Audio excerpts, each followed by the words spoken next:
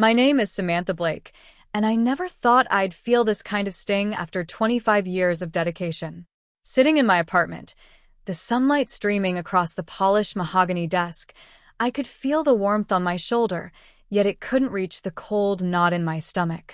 My laptop hummed quietly as if mocking me, the soft vibration of my phone against the desk louder than ever.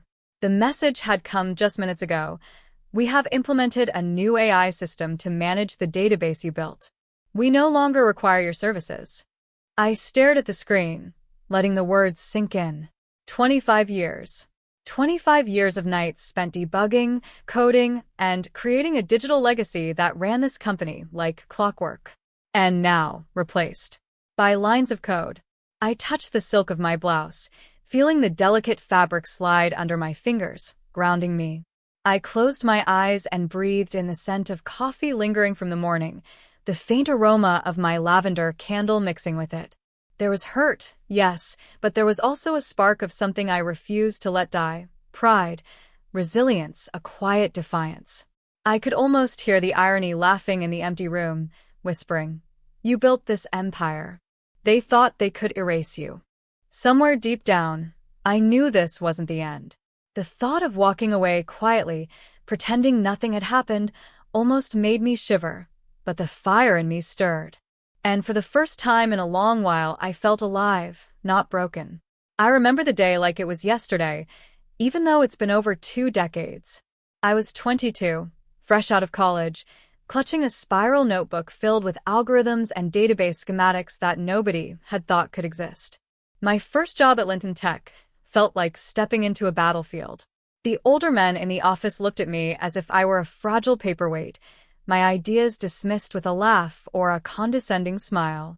"You'll learn," one of my senior colleagues said, patting my shoulder. "Computers don't need you forever.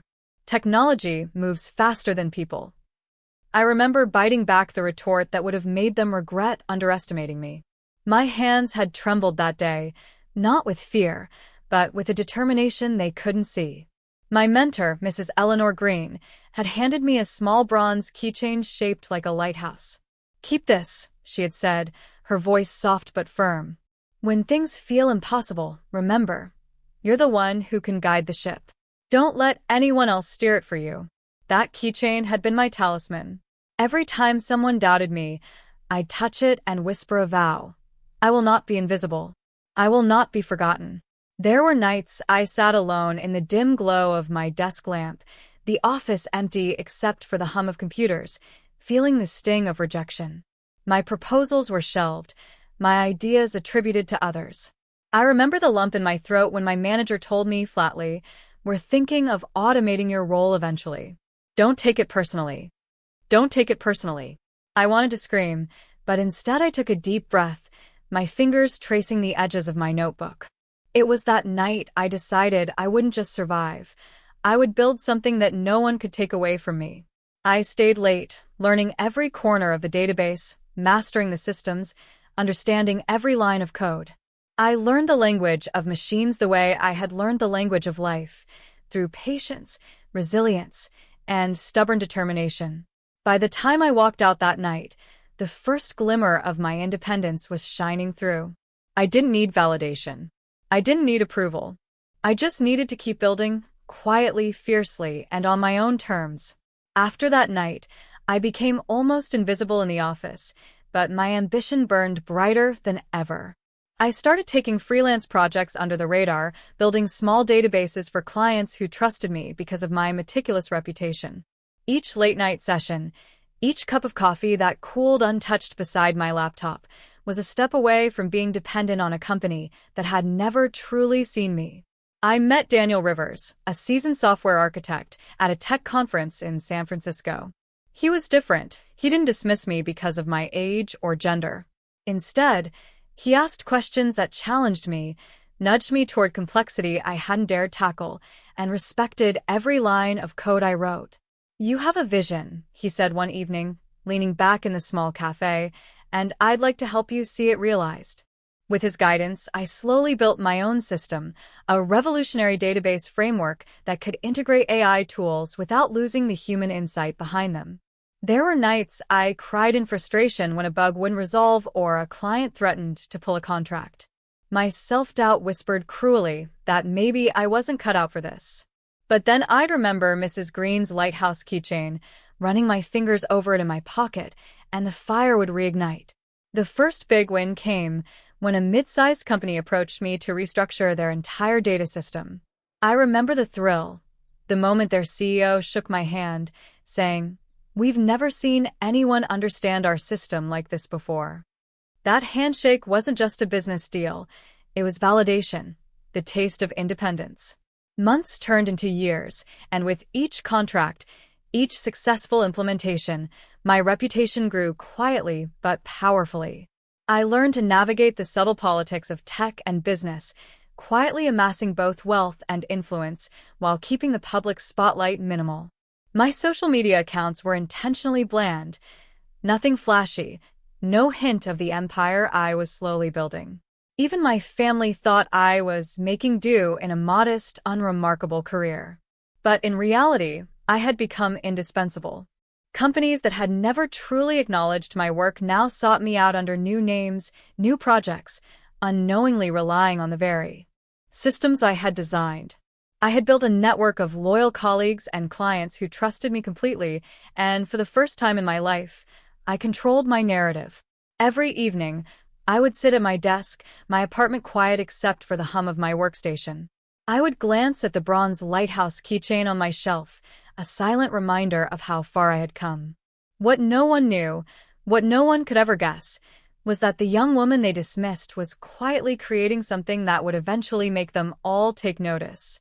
And deep inside, I felt the first real thrill of power, not the hollow kind of company thought it held, but the kind that comes from knowing your worth and never letting anyone else define it.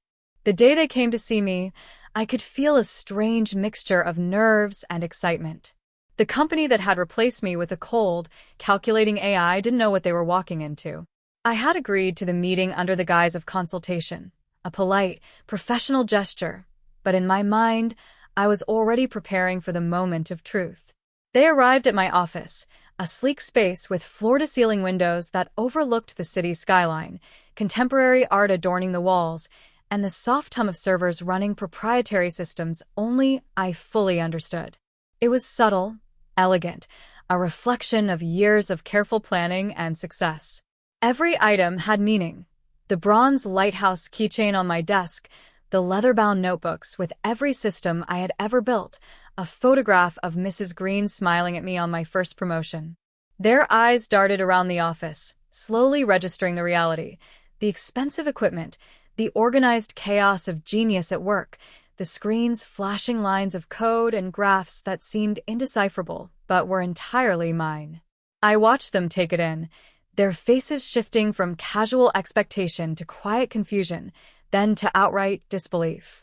"Ms. Blake," the head of the IT department said, voice uncertain. We didn't realize." I smiled, letting the pause stretch, savoring the tension. "You didn't realize that the AI you implemented is built on the very architecture I developed over 25 years?" I asked, my voice calm, even, but carrying the weight of every sleepless night, every dismissed idea, every moment I had been overlooked. They swallowed hard, their gazes flicking between the monitors and me. We thought it would make processes more efficient," one executive stammered. "And it does," I said, "because I designed it to. Every optimization, every algorithm, every safeguard, it's my work. And while you thought you were replacing me, I was quietly building something far greater. You see, the person you replaced isn't gone. She's thriving." I stepped closer, letting them absorb the reality that I had not only survived their corporate oversight, but had grown into someone indispensable, someone whose value could never be replicated by lines of code alone. "The systems running your company now? They're mine. The AI you implemented? Based on my framework. And the intellectual property? Entirely owned by my company." Silence fell over the room, heavier than any critique they could have delivered. I could see their shock, the flicker of shame and guilt crossing their faces, mingling with how they hadn't expected to feel. They had underestimated me, ignored me, and now they were confronted by the undeniable proof of my worth.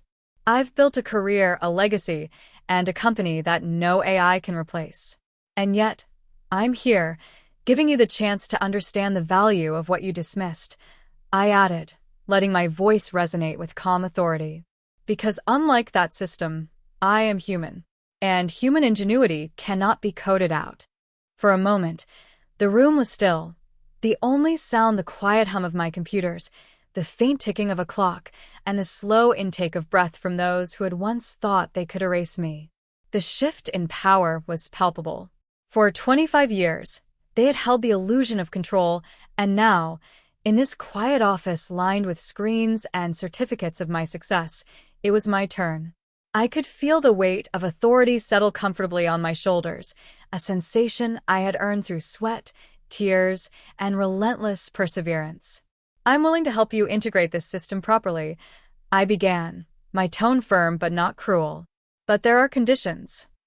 Their eyes widened, a mix of relief and apprehension dancing across their faces. I let them sit in suspense for a moment, relishing the clarity I had earned after decades of being dismissed. First, I said, you must acknowledge the people who actually create value in your company. No more dismissing human talent in favor of automation alone. Technology is a tool, not a replacement for experience, intuition, and dedication. I could see them nodding cautiously.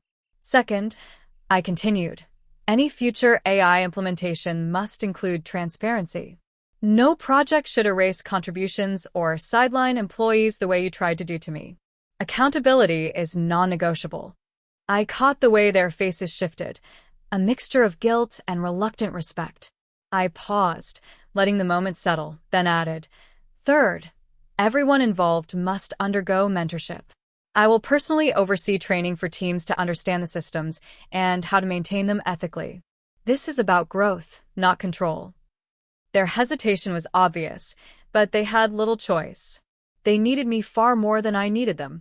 And finally, I said, my gaze steady, you must learn to value persistence and integrity over shortcuts. This isn't just about code. It's about respect, professionalism, and the human element that no algorithm can ever replicate. I reached for my bronze lighthouse keychain, letting it glint in the light, a symbol of the guidance that had carried me through every setback. They swallowed, realizing the gravity of what I offered. Not punishment, but a chance to evolve. Do you understand? I asked, voice calm but commanding. These aren't suggestions. They are requirements. If you fail to comply, you forfeit the opportunity to continue benefiting from this system. The room was quiet except for the faint hum of computers. I could feel the weight of my journey, the late nights, the sacrifices, the isolation, coalescing into this moment of undeniable authority. I had gone from being invisible to indispensable, from dismissed to commanding, and now, finally, respected. I'm not here to be anyone's villain, I said, letting a hint of warmth soften my words. I'm here to ensure that what I built is honored, that my knowledge and effort are recognized, and that the people who work with me grow rather than stagnate. As I finished, I could see the subtle shift in their demeanor. They were no longer merely colleagues or executives. They were participants in a new structure, one I designed, one where human skill and ethical oversight mattered above all else. Weeks passed, and the change was tangible.